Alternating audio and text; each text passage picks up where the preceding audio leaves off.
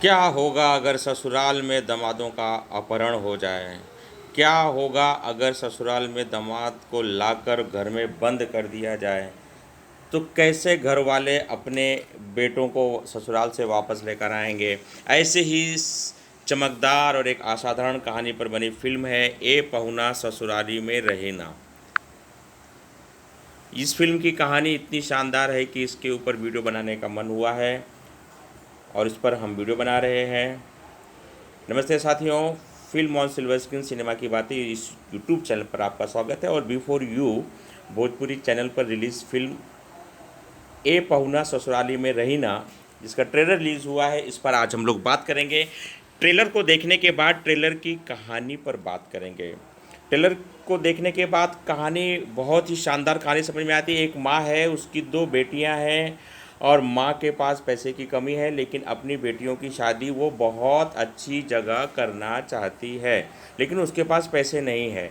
एक परिवार ऐसा मिलता है जहाँ पर दो लड़के एक ही घर में मिल जाते हैं, लेकिन लड़के वालों के जो माता पिता हैं वो दहेज के लोभी हैं। उन्हें ऐसा लगता है कि उन्हें अपने बच्चों के लिए बहुत सारा धन मिलना चाहिए, बहुत सारा रुपया मिलना चाहिए। ये हमारे भारतीय समाज में दहेज एक बहुत बड़ी समस्या है, एक गलत मानसिकता है।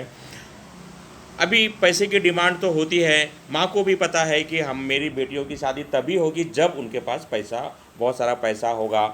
पता नहीं किस मजबूरी में आकर या किस दिमाग लगाकर वो लड़के वालों की दहेज की सारी मांगों को माँ मान लेती है। शादी हो भी जाती है, लेकिन शादी होने के बाद पता चलता है कि जो जो मांगे लड़की की माँ ने मांग ली थी उसमें से कुछ भी नहीं मिला है। अब यहाँ से मतभेद की शुरुआत होती है। लड़कों के माँ बाप रिश्तेदार चाहते हैं कि ये रिश्ता आगे ना बढ़े। क्यों? क्योंकि जो जो वादे किए थे शादी में उसमें से कोई भी चीज़ें मिली नहीं हैं, कोई भी चीज़ें मिली नहीं हैं, जिस कारण से मतभेद उत्पन्न हो गया है। और इसी मतभेद के मद्देनज़र लड़के वाले लड़के वाले बेटियों की माँ से कह देते हैं कि हमें कोई भी संबंध तुम्हें नहीं रखना है तुमसे, क्योंकि तुमने शादी में झूठा वादा किया है और जब तुम सारा दहेज का सामान दे दोगी तो ही हम तुम्हारी बेटियों को वापस लेके जाएंगे।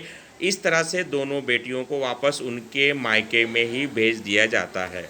अभी पत्नी मायके चली गई है, दोनों पति यहाँ है। अब बेटियाँ सोचती हैं कि कैसे करके माँ को भी बचाया जाए और अपनी शादीशुदा ज़िंदगी को बढ़ाया जाए। लड़कियाँ यहाँ से फ़ोन करना शुरू करती हैं अपने पतियों को। पति भी अब अपने पत्नियों से प्रेम करते हैं। इस तरह से हम देखते हैं कि बेटियाँ अपने अपने पति को ससुराल में बुला लेती हैं, उनका बहुत आव भगत होता है, सम्मान होता है। ये बात जब लड़के वालों को पता चलता है कि अरे हमारे बेटे तो गायब हो गए, वो ढूंढने यहाँ आते हैं, लेकिन बेटों को छुपा दिया जाता है। तो ए पहुना ससुरारी में रहना, ए पहना ए पहुना ससुरारी में रहना टाइटल थोड़ा सा अटपटा लगता है, लेकिन है बहुत बढ़िया सुंदर। पहुना बिहार वगैरह जगह पर मेहमान को कहा जाता है। मेहमान पहुना यानी दामाद, यानी दामाद को ससुराल में रहने के लिए कहा जा रहा है। तो ससुराल में रहने के साथ साथ दामाद को क्या क्या समस्या आएंगी, इस विषय पर ये फिल्म है ए पहुना ससुराली में रहना। बी फॉर यू भोजपुरी इस यूट्यूब चैनल पर इसे रिलीज़ किया गया है। आप भी देखिए, बहुत असाधारण फैमिली ड्रामा है। आपको बहुत मज़ा आएगा। जब फिल्म रिलीज़ होगी उस फिल्म पर भी हम लोग बात करेंगे। यहाँ पर हम लोग वीडियो को समाप्त कर रहे हैं। वीडियो में अब तक बने रहने के लिए आपका बहुत बहुत धन्यवाद। नमस्ते साथियों।